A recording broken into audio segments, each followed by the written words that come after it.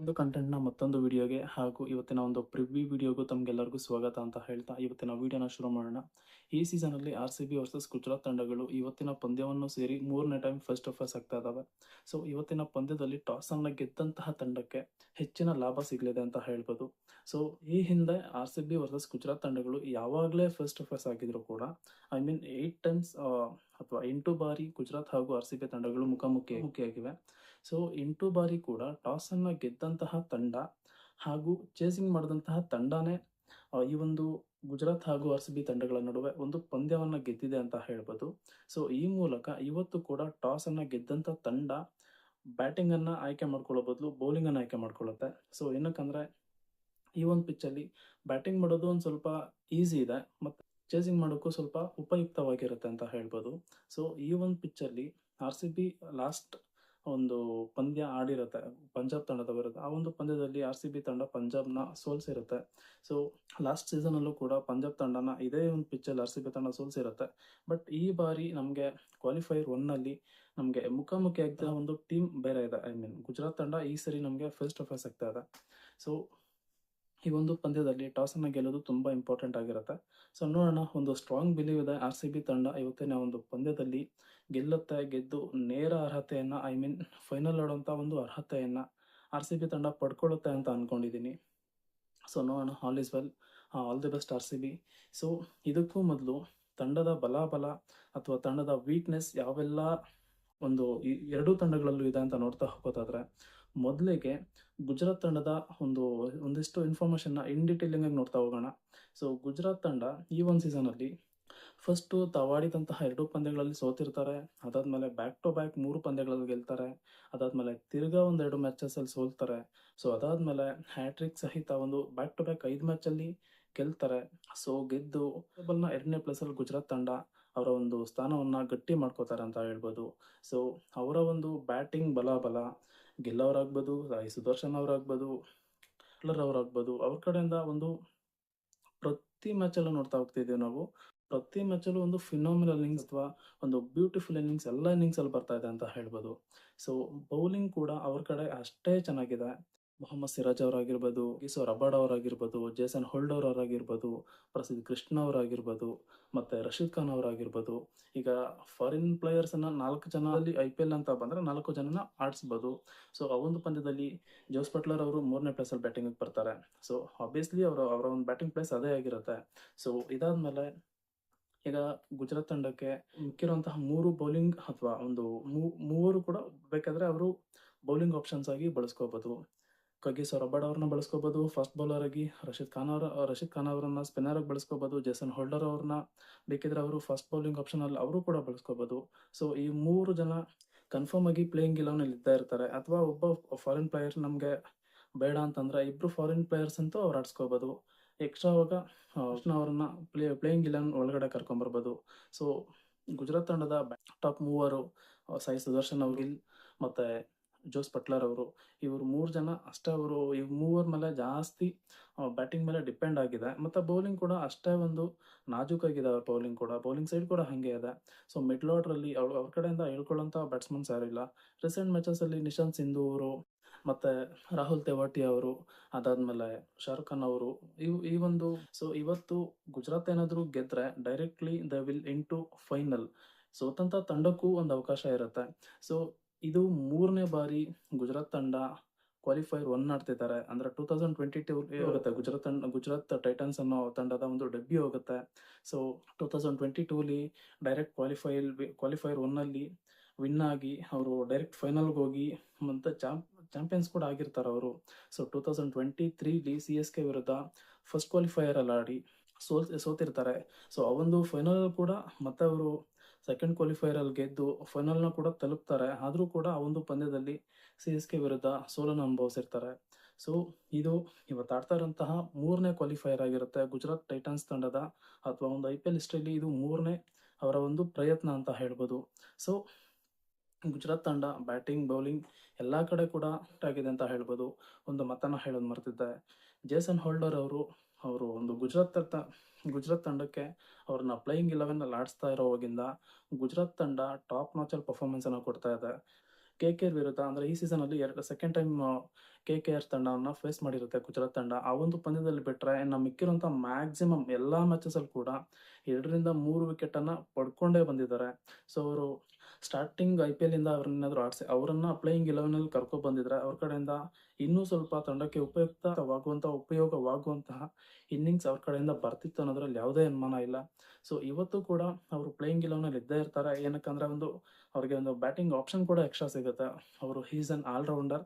So he can bowl, he can bat, he can field, he can take catches, everything he will do.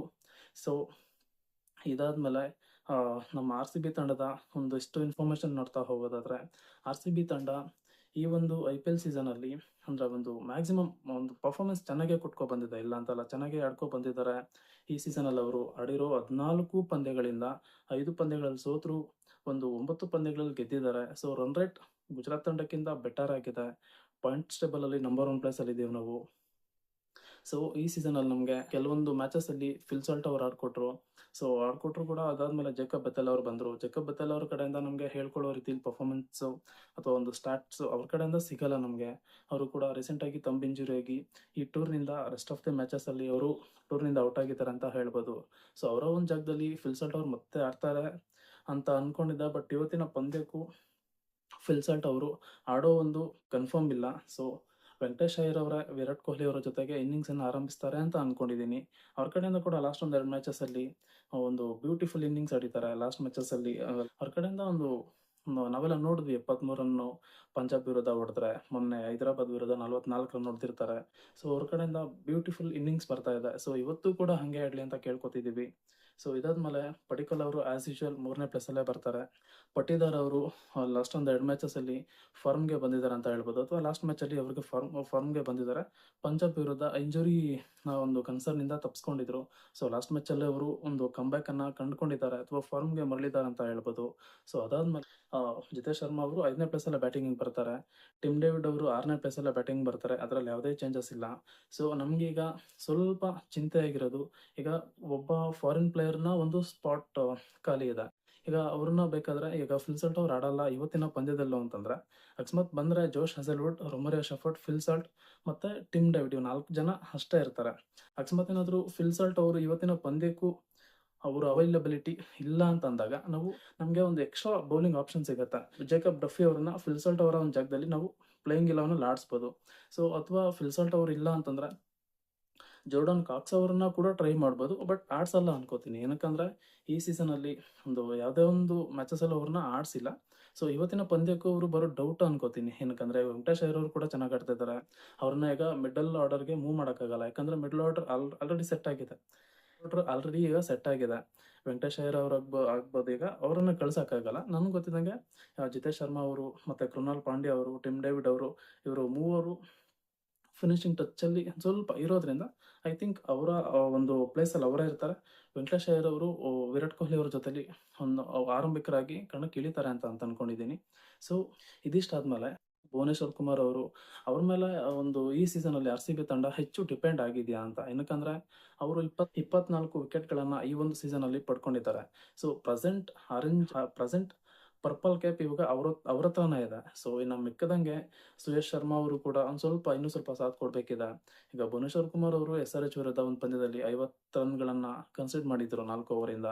So ಅವ್ರ ಕಡೆಯಿಂದ ಕೂಡ ಇನ್ನೊಂದು ಸ್ವಲ್ಪ, ಅಂದ್ರೆ ಅವರು ಔಟ್ ಆಫ್ ದಿ ಫಾರ್ಮ್ ಅಂತ ಹೇಳ್ತಾ ಇಲ್ಲ, ಸ್ವಲ್ಪ ಒಂದು ಪಂದ್ಯದಲ್ಲಿ ಮಾತ್ರ ಒಂದು ಸ್ವಲ್ಪ ಡಿಫ್ರೆನ್ಸ್ ಆಗೇ ಆಗುತ್ತಲ್ಲ. ಕ್ರಿಕೆಟ್ ಮ್ಯಾಚ್ ಅಂತ ಬಂದ್ರೆ ಯಾರು ಕೂಡ ತಪ್ಪಿಸ್ಕೊಳ್ಳೋಕ್ಕಾಗಲ್ಲ.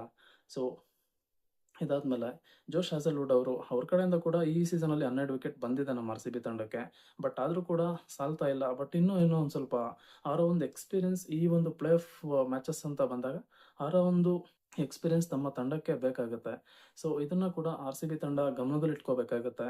ಸೊ ಇದಾದ್ಮೇಲೆ ನಮಗೆ ಸುಯೇಶ್ ಶರ್ಮಾ ಅವರ ಕಡೆಯಿಂದ ಕೂಡ ಅಂದ್ರೆ ಅಷ್ಟೊಂದು ವಿಕೆಟ್ಸ್ ಅನ್ನ ಪಡ್ಕೊಂಡಿಲ್ಲ ಅಂದ್ರೂ ಒಂದು ಕಂಟ್ರೋಲ್ನೆಸ್ ಅವ್ರ ಕಡೆಯಿಂದ ಕಾಣಿಸ್ತಾ ಇದೆ. ಬಟ್ ಅಲ್ಲೊಂದು ಮ್ಯಾಚಸ್ ಅಲ್ಲಿ ಅವರು ಕೂಡ ಓಡಿಸ್ಕೊಂಡಿದ್ದಾರೆ, ಅತಿ ಹೆಚ್ಚು ರನ್ ಅನ್ನ ಬಿಟ್ಕೊಟ್ಟಿದ್ದಾರೆ, ಇಲ್ಲ ಅಂತ ಹೇಳ್ತಾ ಇಲ್ಲ. ಸೊ ಅದಾದಮೇಲೆ ಕೃಣಾಲ್ ಪಾಂಡ್ಯ ಅವ್ರ ಕಡೆಯಿಂದ ಕೂಡ ಬ್ಯಾಟಿಂಗ್ ಅವಶ್ಯಕತೆ ಅಂತ ಬಂದಾಗ ಅವರು ಕೂಡ ಮುಂಬೈ ವಿರುದ್ಧ ನೋಡಿದ್ವಿ 76 ರನ್ನೆಲ್ಲ ಗಳಿಸಿದ್ರು. ಸೊ ಅದಾದಮೇಲೆ ನಮಗೆ ಅವಶ್ಯಕತೆ ಇದೆ ಅಂದಾಗ ಮೊನ್ನೆ SRH ವಿರುದ್ಧ ಕೂಡ 41 ರನ್ ಗಳಿಸಿದ್ರು. ಸೊ ಅವ್ರ ಕಡೆ ಪರ್ಫಾರ್ಮೆನ್ಸ್ ಅವ್ರ ಕಡೆಯಿಂದ ಕೂಡ ಬರ್ತಿದೆ. ಸೊ ನಮ್ಗೆ ಈಗ ಒಂದು ಸ್ವಲ್ಪ ಕನ್ಸರ್ನ್ ಇರೋದು ಬ್ಯಾಟಿಂಗ್ ಗೊಂದಲ. ಟಾಪ್ ಆಫ್ ದಿ ಆರ್ಡರಲ್ಲಿ ವೆಂಕಟೇಶ್ ಅವರು ಬರ್ಬೋದು ಅಂತ ಅನ್ಕೊಂಡಿದ್ದೀನಿ. ಬಟ್ ಅದೇ ಒಂದು ಫಾರ್ಮ್ ಕಂಟಿನ್ಯೂ ಮಾಡ್ತಾರೆ ಅಂತ ಅನ್ಕೊಂಡಿದ್ದೀನಿ. ಸೊ ಇದಾದ್ಮೇಲೆ RCB ತಂಡ ಈ ಒಂದು ಫಸ್ಟ್ ಕ್ವಾಲಿಫೈಯರ್ ಆಡ್ತಾ ಇರೋದು ಇತಿಹಾಸದಲ್ಲಿ 2011 ಸೋತಿರ್ತಾರೆ. ಐ ಮೀನ್ ಫಸ್ಟ್ ಕ್ವಾಲಿಫೈಯರ್ ಆಡಿರ್ತಾರೆ. ಆ ಒಂದು 2011 CSK ವಿರುದ್ಧ ಸೋತಿರ್ತಾರೆ. ಸೊ ಸೆಕೆಂಡ್ ಕ್ವಾಲಿಫೈಯರ್ ಅಲ್ಲಿ ಆಡಿ ಗೆದ್ದು ಮತ್ತೆ ಹೋಗ್ಬಿಟ್ಟು ಪುನಃ CSK ವಿರುದ್ಧ ಸೋತಿರ್ತಾರೆ. ಸೊ ಅದಾದ್ಮೇಲೆ ಲಾಂಗ್ ಗ್ಯಾಪ್ ಆದಮೇಲೆ 2016 RCB ತಂಡ ಗುಜರಾತ್ ತಂಡವನ್ನು ಫೇಸ್ ಟು ಫೇಸ್ ಮಾಡಿರುತ್ತೆ. ಆ ಒಂದು ಪಂದ್ಯದಲ್ಲಿ 159 ರನ್ಗಳ ಒಂದು ಟಾರ್ಗೆಟ್ ಇರುತ್ತೆ RCB ತಂಡಕ್ಕೆ. ಕೇವಲ ಒಂದು 25 ರನ್ ಗಳಿಸುವಷ್ಟರಲ್ಲಿ ಶೇನ್ ವ್ಯಾಟ್ಸನ್ ಅವರು, ಕ್ರಿಸ್ ಗೇಲ್ ಅವರು, ವಿರಾಟ್ ಕೊಹ್ಲಿ ಅವರು, KL ರಾಹುಲ್ ಅವರು ಮತ್ತೆ ಸ್ಟುವರ್ಟ್ ಬಿನ್ನಿ ಅವರು ಇವರ 5 ವಿಕೆಟ್ಸನ್ನು ನಾವು ಕೇವಲ 29 ರನ್ಗಳಿಗೆ ಕಳ್ಕೊಂಡಿರ್ತೀವಿ. ಆಗ ನಮ್ಮ ಆಪತ್ ಬಾಂಧವ ABD ಅವರು 47 ಎಸೆತ 79 ರನ್, ಒಂದು 5 ಬೌಂಡ್ರಿ ಮತ್ತೊಂದು 5 ಸಿಕ್ಸರ್ನ ಸಿಡಿಸಿ ನಮಗೆ ಫಸ್ಟ್ ಟೈಮ್ ಅಂದರೆ IPL ಇತಿಹಾಸದಲ್ಲಿ ಫಸ್ಟ್ ಟೈಮ್ ಫಸ್ಟ್ ಕ್ವಾಲಿಫೈಯರ್ ಆಡಿ ನಮ್ಮನ್ನ ಫೈನಲ್ಗೆ ಕರ್ಕೊಂಡು ಹೋಗಿರ್ತಾರೆ. ಅನ್ಫಾರ್ಚುನೇಟ್ಲಿ SRH ವಿರುದ್ಧ ಕೇವಲ 8 ರನ್ಗಳ ಅಂತರದಲ್ಲಿ ಆ ಒಂದು ಫೈನಲ್ನ ಕೂಡ ನಾವು ಸೋತಿರ್ತೀವಿ. ಸೊ ಅದಾದ್ಮೇಲೆ ನಾವು 9 ವರ್ಷಗಳ ನಂತರ ಐ ಮೀನ್ ಲಾಸ್ಟ್ ಇಯರ್ 2025 ಒಂದು ಅವಕಾಶ ಬಂದಿರುತ್ತೆ. ಆ ಒಂದು ಕ್ವಾಲಿಫೈಯರಲ್ಲಿ ನಾವು ಪಂಜಾಬ್ ತಂಡವನ್ನು 101 ರನ್ಗೆ ಆಲ್ಔಟ್ ಮಾಡಿ 14.1 ಓವರಲ್ಲಿ ಕೇವಲ ಒಂದು ಟಾರ್ಗೆಟನ್ನು 10 ಓವರ್ಗಳಲ್ಲೇ ನಾವು ಚೇಸ್ ಮಾಡಿರ್ತೀವಿ. ಫಿಲ್ಸಲ್ಟ್ ಅವರು ಮತ್ತೆ ಜಿತೇಶ್ ಶರ್ಮಾ ಒಂದು ಎಪಿಕ್ ಇನ್ನಿಂಗ್ಸ್ ಅನ್ನು ಆಡಿರ್ತಾರೆ. ಫಿಲ್ಸಲ್ಟ್ ಅವರು 56 ರನ್ ಮತ್ತೊಂದು 27 ಎಸೆತ 6 ಬೌಂಡ್ರಿ ಮತ್ತೊಂದು ಸಿಕ್ಸರ್ ಅನ್ನು ಕೂಡ ಸಿಡಿಸಿರ್ತಾರೆ. ಸೊ ಲಾಸ್ಟಲ್ಲಿ ಫಿನಿಶಿಂಗ್ ಟಚ್ ನಮ್ಮ ನಾಯಕ ಪಟ್ಟಿದಾರ್ ಅವರು 18 ರನ್ 10 ಎಸೆತ 1 ಬೌಂಡ್ರಿ ಮತ್ತೊಂದು ಸಿಕ್ಸರ್ನ ಕೂಡ ಸಿಡಿಸಿ ನಮಗೆ ಒಂದು ಜಯವನ್ನು ತಂದು ಕೊಟ್ಟಿರ್ತಾರೆ. ಮತ್ತೆ ಲಾಸ್ಟ್ ಇಯರಲ್ಲಿ IPL ಇತಿಹಾಸದಲ್ಲೇ ಫಸ್ಟ್ ಟೈಮ್ ನಾವು ಟ್ರೋಫಿನ ಕೂಡ ಗೆಲ್ತೀವಿ. ಸೊ ಅದಾದ್ಮೇಲೆ ಪುನಃ ಮತ್ತೆ ನಮಗೆ ಒಂದು ಅವಕಾಶ ಒದಗಿ ಬಂದಿದೆ ಅಂತ ಹೇಳ್ಬೋದು. ಇವತ್ತಿನ ಪಂದ್ಯದಲ್ಲೂ ಕೂಡ RCB ಇದರ ತಂಡವನ್ನು ಇವತ್ತಿನ ಪಂದ್ಯದಲ್ಲೂ ಕೂಡ ಸೋಲಿಸಿ ಒಂದು ಫೈನಲ್ಗೆ ಹೋಗುವಂಥ ಅವಕಾಶ ಇದೆ. ಸೊ ಒಂದು ಅವಕಾಶನ ಮಿಸ್ ಮಾಡ್ಕೋಬಾರ್ದು. ನನಗೇನೋ ಒಂದು ಸ್ಟ್ರಾಂಗ್ ಬಿಲೀವ್ ಇದೆ ಇವತ್ತೊಂದು RCB ಪಂದ್ಯ ಗೆಲ್ಲುತ್ತೆ, ಗುಜರಾತ್ ತಂಡವನ್ನು ಸೋಲಿಸುತ್ತೆ ಅಂತೆಲ್ಲ ಅಂದ್ಕೊಂಡಿದ್ದೀನಿ. ಬಟ್ ಇನ್ನೊಂದೇನೆಂದರೆ ನಮ್ಮ RCB ಕಡೆಯಿಂದ ಈ ಸೀಸನಲ್ಲಿ ನನಗೆ ಒಂದು ಸ್ವಲ್ಪ ಡೌಟ್ ಇರೋದೇನೆಂದರೆ ನಾವು ಎಕ್ಸ್ಪೆಕ್ಟ್ ಇಡುವಂಥ ಯಾವುದೇ ಒಂದು ಪಂದ್ಯದಲ್ಲೂ RCB ತಂಡ ಚೆನ್ನಾಗಿ ಆಡ್ತಾ ಇರಲ್ಲ. ಎಕ್ಸಾಂಪಲ್ ಈ ಸೀಸನಲ್ಲಿ ನಾವು ರಾಜಸ್ಥಾನ್ ವಿರುದ್ಧ ನೋಡಿದ್ವಿ, ಡೆಲ್ಲಿ ವಿರುದ್ಧ ನೋಡಿದ್ವಿ, ಮತ್ತೆ ಗುಜರಾತ್ ವಿರುದ್ಧ ನೋಡಿದ್ವಿ, ಮತ್ತೆ LSG ತಂಡದ ವಿರುದ್ಧ ಕೂಡ ನೋಡಿದ್ವಿ. ಅಟ್ಲೀಸ್ಟ್ ಈ 4 ಅಂದರೆ ಲಾಸ್ಟ್ ಮ್ಯಾಚ್ 5 ನಾವು ಮ್ಯಾಚನ್ನು ಸೋತಿದ್ದೀವಿ, ಇಲ್ಲ ಅಂತ ಹೇಳ್ತಾ ಇಲ್ಲ. ಬಟ್ ಎಕ್ಸ್ಪೆಕ್ಟ್ ಇಟ್ಟಿದ್ವಿ ಆ ಒಂದು ಸೋತಿರೋಂತಹ 5 ಪಂದ್ಯಗಳಲ್ಲೂ ಕೂಡ ಅಟ್ಲೀಸ್ಟ್ ಒಂದು 2 ಪಂದ್ಯಗಳಲ್ಲಿ ನಾನು ಜಾಸ್ತಿ ಕಾನ್ಫಿಡೆನ್ಸ್ ಇಟ್ಟಿದ್ದೆ ಇವತ್ತು RCB ಗೆಲ್ತಾರೆ ಅಂತ ಅಂದ್ಬಿಟ್ಟು. ಅನ್ಫಾರ್ಚುನೇಟ್ಲಿ ಆಗಲಿಲ್ಲ. ಕ್ರಿಕೆಟ್ ಅನ್ನೋದೇ ಹಾಗೆ, ಜಸ್ಟ್ ಸೋಲೋದು ಗೆಲ್ಲೋದು just part of the game. ಒಂದು ಮೂವ್ ಆನ್ ಆಗ್ತಾ ಇರಬೇಕು, ಎಲ್ಲ ಅಂದ್ಕೊಂಡಂಗೆ ಆಗಲ್ಲ. ಬಟ್ ಇವತ್ತು RCB ತಂಡ ಚೆನ್ನಾಗಿ ಆಡಲಿ ಅಂತ ಕೇಳ್ಕೊತಾ ಇದ್ದೀನಿ. ಬಟ್ ಆಡುತ್ತೆ, ಚೆನ್ನಾಗಿ ಆಡ್ತಾರೆ ಅಂತ ಅನ್ಕೊಂಡಿದ್ದೀನಿ. ಬಟ್ ಇವತ್ತು ನಮಗೆ ಬೌಲಿಂಗ್ ಸ್ವಲ್ಪ ಕ್ಲಿಕ್ ಆಗಬೇಕು. ಬೌಲಿಂಗ್ ಕ್ಲಿಕ್ ಆದರೆ ಬ್ಯಾಟಿಂಗ್ ಲೈನಪ್ ನಾನು ಸ್ವಲ್ಪ ನಾವು ಪವರ್ ಪ್ಲೇ ಹಂತದಲ್ಲೇ ಅವರ ಒಂದು 3 ವಿಕೆಟ್ಸನ್ನು ಸಾಯಿ ಸುದರ್ಶನ್ ಮತ್ತು ಶುಭ್ಮನ್ ಗಿಲ್, ಜೋಸ್ ಬಟ್ಲರ್ ಅವರ 3 ವಿಕೆಟನ್ನು ಎಷ್ಟು ಬೇಗ ಆಗುತ್ತೋ ಅಷ್ಟು ಬೇಗ ಅವರು ಮೂವರನ್ನು ಅವರ ವಿಕೆಟ್ಸನ್ನು ಪಡ್ಕೊಂಡಷ್ಟು ನಮಗೆ ಹೆಚ್ಚು ಲಾಭದಾಯಕ ಅಂತ ಹೇಳ್ಬೋದು. ಏನಕ್ಕಂದರೆ ಅವರೇನಾದರೂ ಒಂದು ಸ್ವಲ್ಪ ಕ್ರೀಸ್ ಕಚ್ಚಿ ನಿಂತರೆ ಎದುರಾಳಿ ತಂಡ ಯಾರೇ ಆಗಿರ್ಬೋದು ಅವರ ಬ್ಯಾಟಿಂಗಿಂದನೇ ನಮ್ಮ ಒಂದು ತಂಡವನ್ನು ಅಥವಾ ನಮ್ಮದೇ ಅಂತಲ್ಲ ಯಾವುದೇ ಒಂದು ತಂಡನ ಕೂಡ ಸೋಲಿಸ್ಬಿಡ್ತಾರೆ. ಲಾಸ್ಟ್ ಟೈಮ್ CSK ತಂಡಗೂ ಕೂಡ ಹಂಗೆ ಅವರು ಸೋಲಿಸಿದ್ರು. ಸೊ ಅವರ 3 ವಿಕೆಟನ್ನು ಎಷ್ಟು ಬೇಗ ಪಡ್ಕೋತಾರೋ ಆದಷ್ಟು ನಮಗೆ ಒಳ್ಳೆಯದಂತ ಹೇಳ್ಬೋದು. ಸೊ ಗುಜರಾತ್ ತಂಡದ ಬೌಲಿಂಗ್ ಯಾವ ರೀತಿ ಇದೆ ಅಂತಂದರೆ ಯಾವುದೇ ತಂಡಕ್ಕೂ ಕೂಡ ಒಂದು ಬೌಲಿಂಗ್ ಅಟ್ಯಾಕನ್ನು ನೋಡಿದ್ರೆ ಸ್ವಲ್ಪ ಭಯ ಮಾಡಬೇಕಾಗುವಂಥ ಒಂದು ಬೌಲಿಂಗ್ ಲೈನಪ್ ಅದು. ಸೊ ಅದಕ್ಕೋಸ್ಕರ ಒಂದು ಸ್ವಲ್ಪ RCB ತಂಡದ ಮೇಲೆ ಇವತ್ತೊಂದು ಸ್ವಲ್ಪ ಡೌಟ್ ಇದೆ. ಬಟ್ ಆದ್ರೂ ಸ್ಟ್ರಾಂಗ್ ಬಿಲೀವ್ RCB ತಂಡ ಇವತ್ತಿನ ಪಂದ್ಯದಲ್ಲಿ ಗೆಲ್ಲುತ್ತೆ ಅಂತ. ಸೊ RCB ತಂಡದ ಬ್ಯಾಟಿಂಗ್ ಮಾತಾಡೋ ಹಾಗಿಲ್ಲ, ಬೌಲಿಂಗ್ ಅಷ್ಟೇ ನಮಗೊಂದು ಸ್ವಲ್ಪ ಕನ್ಸರ್ನ್ ಇರೋದು. ಸೊ ಏನು ಮಾಡ್ತಾರೆ ಅಂತ ನೋಡ್ತಾ ಹೋಗೋಣ. RCB ತಂಡದ ಬ್ಯಾಟಿಂಗ್ ಈಗ ಪಡಿಕ್ಕಲ್ ಅವರು, ಪಟ್ಟಿದಾರ್ ಅವರು, ವೆಂಕಟೇಶ್ ಅಯ್ಯರ್ ಅವರು ಮತ್ತು ಲಾಸ್ಟ್ ಮ್ಯಾಚಲ್ಲಿ ವಿರಾಟ್ ಕೊಹ್ಲಿ ಅವರು ಫ್ಲಾಪ್ ಆಗಿದ್ದಾರೆ. ಸೊ ಅವ್ರ ಬಗ್ಗೆ ಕೂಡ ಒಂದು ಸ್ವಲ್ಪ ಕನ್ಸರ್ನ್ ಇದ್ದೇ ಇರುತ್ತೆ. ಮಿಡಲ್ ಆರ್ಡರ್ ಅಥವಾ ಒಂದು ಫಿನಿಶಿಂಗ್ ಲೆವೆಲ್ ಅಥವಾ ಫಿನಿಶಿಂಗ್ ಒಂದೊಂದು ಹಂತಕ್ಕೆ ಬಂದಾಗ ಟಿಮ್ ಡೇವಿಡ್ ಅವರು ಮತ್ತು ಎಲ್ಲ ಬ್ಯಾಟಿಂಗ್ ಚೆನ್ನಾಗೇ ಇದೆ, ಇಲ್ಲ ಅಂತ ಹೇಳ್ತಾ ಇಲ್ಲ. ಬಟ್ ನಮ್ಗೊಂದು ಸ್ವಲ್ಪ ಚಿಂತೆ ಆಗ್ತಾ ಇರೋದು ಬೌಲಿಂಗ್ ಅಂತ ಬಂದಾಗ ರೊಮಾರಿಯೋ ಶೆಫರ್ಡ್ ಅವರು ಸ್ವಲ್ಪ ಆ ಮನುಷ್ಯನಿಗೆ ಏನಾಗುತ್ತೆ ಅಂತ ಗೊತ್ತಾಗ್ತಾ ಇಲ್ಲ. ಒಂದು ಓವರ್ ಅಂತ ಮಾಡಕ್ಕೆ ಅವರು ಬಂದ್ರೆ 20 ರನ್ ಕೊಡ್ದಿರಾ ಅಥವಾ ಕನ್ಸಿಡರ್ ಮಾಡ್ದಿರಾ ಅವರು ಹೋಗ್ತಾ ಇಲ್ಲ. ಅದೇನಾಗಿದೆಯೋ ಗೊತ್ತಿಲ್ಲ. ಸೊ ಅಟ್‌ಲೀಸ್ಟ್ ಇವತ್ತಿನ ಪಂದ್ಯದಲ್ಲಾದ್ರೂ ಕೂಡ ನಮ್ಮ ತಂಡದ ಒಂದು ಮಾನ ಮರ್ಯಾದೆನ ಸ್ವಲ್ಪ ಕಾಪಾಡೋಣ ಅಂತ ಕೇಳ್ಕೊಳ್ತಾ, ಮತ್ತೆ ಇವತ್ತು ಏನಾದ್ರು ಫಿಲ್ಸಲ್ಟ್ ಅವರು ಬಂದಿಲ್ಲ ಅಂತಂದ್ರೆ ಜೇಕಬ್ ಡಫಿ ಅವರಂತೂ ಬಂದೇ ಬರ್ತಾರೆ. ಆ ಒಂದು ಮೈಂಡ್‌ಸೆಟ್ ಕೂಡ ಆರ್-ಸಿ-ಬಿ ತಂಡದ್ದಾಗಿರುತ್ತೆ ಇವತ್ತು. ಯಾಕಂದ್ರೆ ಈಗ ಒಂದು ಎಕ್ಸ್ಟ್ರಾ ಬೌಲಿಂಗ್ ಆಪ್ಷನ್ ಕೂಡ ನಮ್ಗೆ ಸಿಗುತ್ತೆ. ರೊಮೇರೋ ಶೆಫರ್ಡ್ ಅವರು ಕೂಡ ಬೌಲಿಂಗ್ ಹಾಕ್ತಾರೆ. ಡಫಿ ಅವರು ಕೂಡ ಬೌಲಿಂಗ್ ಹಾಕ್ತಾರೆ. ಹ್ಯಾಜಲ್‌ವುಡ್ ಅವರು ಕೂಡ ಬೌಲಿಂಗ್ ಹಾಕ್ತಾರೆ. ಸೊ ನಮ್ಗಿಲ್ಲೇನೆ ರನ್ ಓವರ್ ಸಿಕ್ದಂಗೆ ಆಗುತ್ತೆ. ಮತ್ತೊಬ್ರು ಪ್ರಾಪರ್ ಬೌಲರ್ಸ್ ಕೂಡ ಇದ್ದಂಗೆ ಅಥವಾ ಆಡಿಸ್ದಂಗೆ ಆಗುತ್ತೆ. ಸೊ ಈ ಮೂಲಕ ಆರ್-ಸಿ-ಬಿ ತಂಡ ಇವತ್ತಿನ ಪಂದ್ಯದಲ್ಲಿ ಗೆಲ್ಲಲಿ ಅಂತ ಕೇಳ್ಕೊಳ್ತಾ, ಆ, ಗೆಲ್ತಾರೆ ಅಂತ ಅನ್ಕೊಂಡಿದ್ದೀನಿ. ಹೆಚ್ಚಾಗಿ ಇವತ್ತು ಮ್ಯಾಚ್ ಮುಗಿದ್ಮೇಲೆ ಮತ್ತೊಂದು ವಿಡಿಯೋ ಬರುತ್ತೆ. ಆ ವಿಡಿಯೋಗೋಸ್ಕರ ಕಾಯ್ತಾ ಇರಿ. ಮತ್ತೆ ಇದಿಷ್ಟನ್ನ ಹೇಳ್ತಾ ಈ ವಿಡಿಯೋನ ಇಲ್ಲಿಗೆ ಎಂಡ್ ಮಾಡ್ತಾ ಇದ್ದೀನಿ. ಸೊ ನನ್ನ ಒಂದು ದಿನಕ್ಕೊಂದು ಕಂಟೆಂಟ್ನ ಯೂಟ್ಯೂಬ್ ಚಾನಲ್ ಯಾರೆಲ್ಲ ಇನ್ನೂ ಸಬ್ಸ್ಕ್ರೈಬ್ ಮಾಡ್ಕೊಂಡಿಲ್ಲ ದಯವಿಟ್ಟು ಸಬ್ಸ್ಕ್ರೈಬ್ ಮಾಡ್ಕೊಳ್ಳಿ ಅಂತ ಕೇಳ್ಕೊಳ್ತಾ ಇವತ್ತಿನ ವಿಡಿಯೋನ ಇಲ್ಲಿಗೆ ಮುಗಿಸ್ತಾ ಇದ್ದೀನಿ. ಮತ್ತೊಂದು ವಿಡಿಯೋದಲ್ಲಿ ಮತ್ತೆ ಸಿಗೋಣ. ಅಲ್ಲಿವರೆಗೂ ನಮಸ್ಕಾರ. ಬಾಯ್.